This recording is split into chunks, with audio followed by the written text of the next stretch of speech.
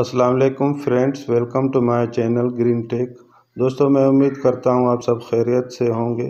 दोस्तों, आज हम एक और नए वीडियो के साथ आप सबकी खिदमत में हाजिर हुए हैं। तो ये वीडियो इस व्यूअर के कमेंट के रिप्लाई में मैं बना रहा हूं।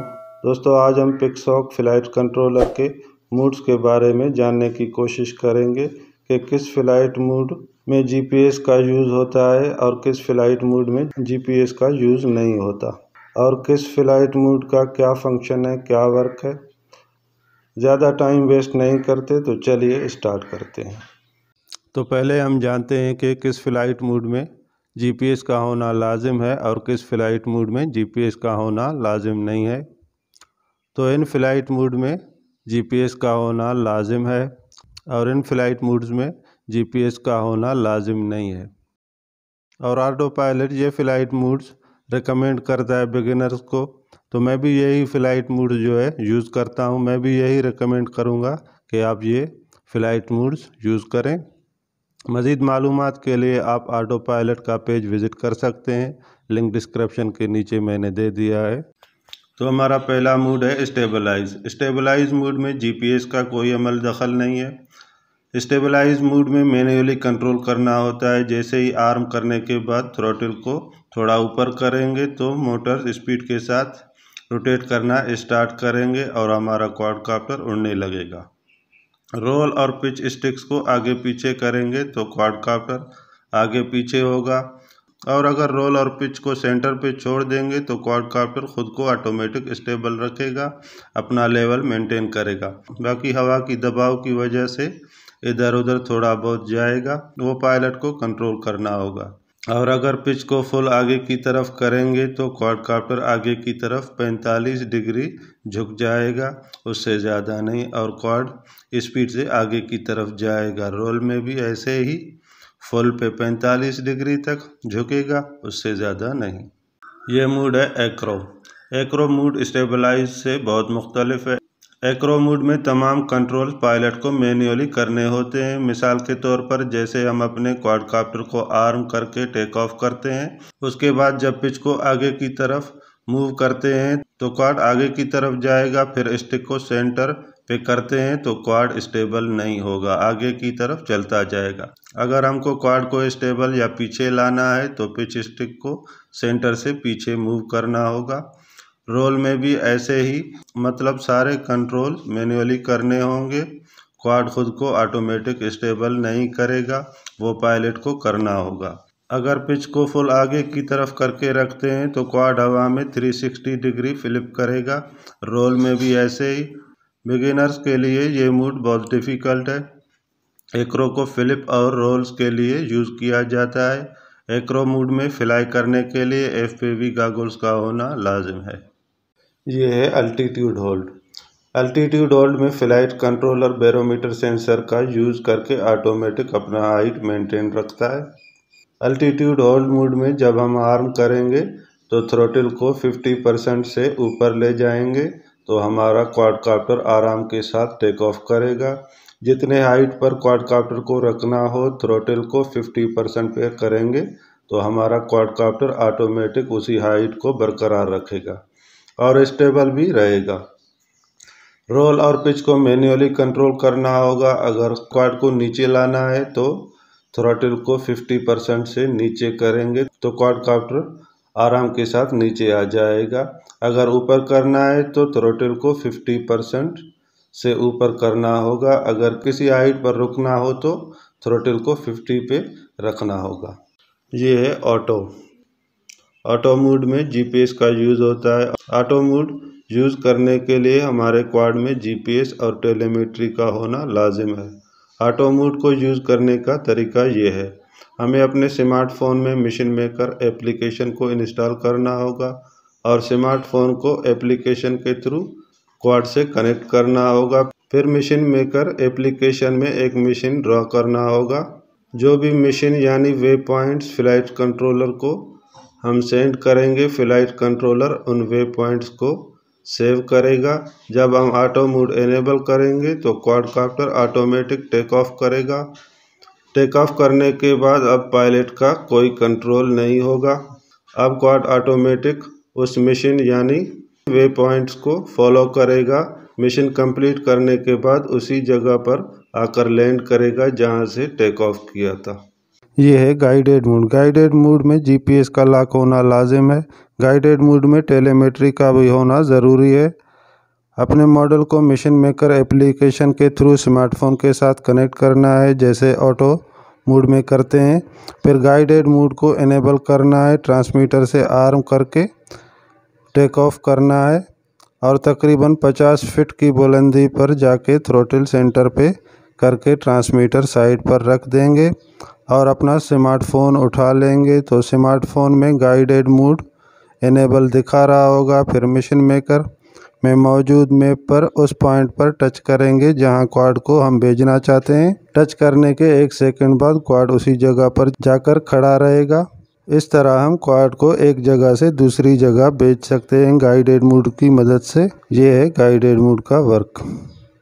तो ये है लोइटर। लोइटर मोड में जीपीएस का यूज़ होता है। लोइटर मोड में क्वाड अपनी पोजीशन होल्ड करता है, हवा में एक ही जगह पे लॉक हो जाता है और अल्टीट्यूड होल्ड भी ऑटोमेटिक मेंटेन रखता है।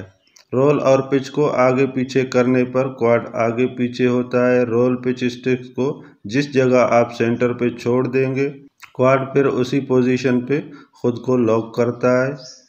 थ्रोटल 50% से ऊपर करेंगे तो क्वाड ऊपर जाएगा। थ्रोटल 50% से नीचे करेंगे तो क्वाड नीचे आ गया। थ्रोटल 50% यानी सेंटर पे रखने पर उसी हाइट और उसी पोजीशन को बरकरार रखेगा और अगर हवा भी चल रहा हो तो भी क्वाड अपने पोजीशन को बरकरार रखने की कोशिश करेगा। लोइटर मोड वीडियो रिकॉर्डिंग के लिए बेस्ट है। ये है आरटीएल। आरटीएल में जीपीएस का यूज़ होता है। आरटीएल का वर्क ये है, क्वाड फ्लाई करते करते अगर हमसे दूर निकल जाए, अब हमको लगे कि अब मैं उसे मैन्युअली वापस नहीं ला सकता, तो आरटीएल मोड का ऑप्शन हमारे पास है, तो कोई फिक्र नहीं। आरटीएल मोड को इनेबल करो और क्वाड ऑटोमेटिक उसी जगह पर आकर लैंड करेगा जहां से टेक ऑफ किया था। फ्लाई करने से पहले जब बैटरी कनेक्ट करें तो फ्लाइट कंट्रोलर में ग्रीन लाइट के सॉलिड होने का वेट करना है। ग्रीन लाइट सॉलिड होने का मकसद है जीपीएस का लॉक होना। यह है circle mode. Circle mode enable करने पर क्वाड एक सर्कल यानी दायरे में फ्लाई करने लगेगा। जो रेडियस डिस्टेंस आप सेट करेंगे और मॉडल का नोज मतलब फ्रंट सेंटर पे मरकूज रहेगा। अपने घर या अगर किसी पॉइंट का 360 एंगल से वीडियो रिकॉर्ड करना हो तो इसके लिए सर्कल मोड का इंतखाब कर सकते हैं। ये मोड है लैंड। लैंड में जीपीएस का यूज़ नहीं होता। लैंड मोड को हम तभी यूज़ करेंगे जब हमारे क्वाड में जीपीएस इंस्टॉल नहीं होगा। लैंड मोड का वर्क ये है, मिसाल के तौर पर हमारा क्वाड हवा में फ्लाई कर रहा है तो उसे लैंड करवाने के लिए हम लैंड मोड को इनेबल करेंगे। हमारा क्वाडकॉप्टर वहाँ पे 15 सेंटीमीटर पर सेकंड के हिसाब से सेफली लैंड कर जाएगा जहाँ पे फ्लाई कर रहा था। जब भी लैंड करवाना हो तो ज़मीन का लेवल होना और सेफ जगह पे लैंड करवा लें, बेहतर रहेगा। ये मोड है फ्लिप। फ्लिप मोड को इनेबल करने पर क्वाड रोल में 360 डिग्री 1 सेकंड में फ्लिप कर जाएगा हवा में। Flip mode carbon fibre propellers के साथ यूज़ करें। एबीएस प्लास्टिक वाले प्रोपेलर्स के साथ यूज़ न करें क्योंकि फ्लिप करते वक्त प्रोपेलर्स पे बहुत प्रेशर पड़ने वाला है। इस वजह से प्लास्टिक के प्रोपेलर्स एक ही झटके में टूट जाएंगे।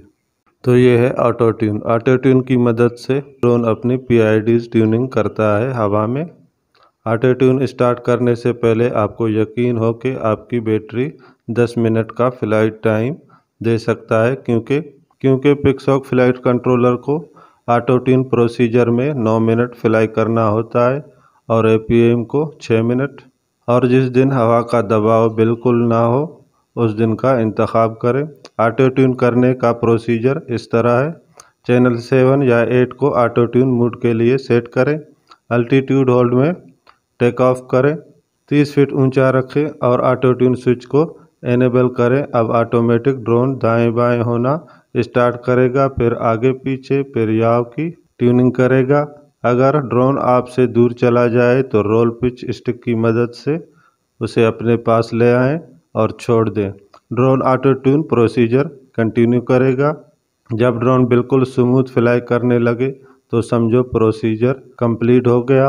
ऑटो ट्यून स्विच को ऑन रहने दो और मैन्युअली लैंड करो, डिसआर्म करो, बैटरी डिस्कनेक्ट करो। ऑटो ट्यून वैल्यूज सेव हो जाएंगे। ये है पोजीशन होल्ड। पोजीशन होल्ड में भी जीपीएस का यूज़ होता है। पोजीशन होल्ड और लोएटर में कोई फ़र्क नहीं है, बस पैरामीटर्स का फ़र्क है, बाकी सब सेम है। ये है ब्रेक मोड। ब्रेक मोड में हम अपने क्वाड को हवा में ब्रेक लगा सकते हैं। ब्रेक मोड इनेबल करने पर हमारा क्वाड हवा में ब्रेक लगाएगा। ब्रेक मोड इनेबल करने के बाद हमारे जो है जॉयस्टिक्स काम नहीं करेंगे। जब हम ब्रेक मोड को डिसेबल करेंगे फिर से हमारे जॉयस्टिक्स काम करने लगेंगे। ये है throw mode. Throw mode follow me mode से भी ज़्यादा डेंजरस है। थ्रो मोड में आर्म करने पर मोटर्स रोटेट नहीं करेंगे, बस बजर बजने लगेगा।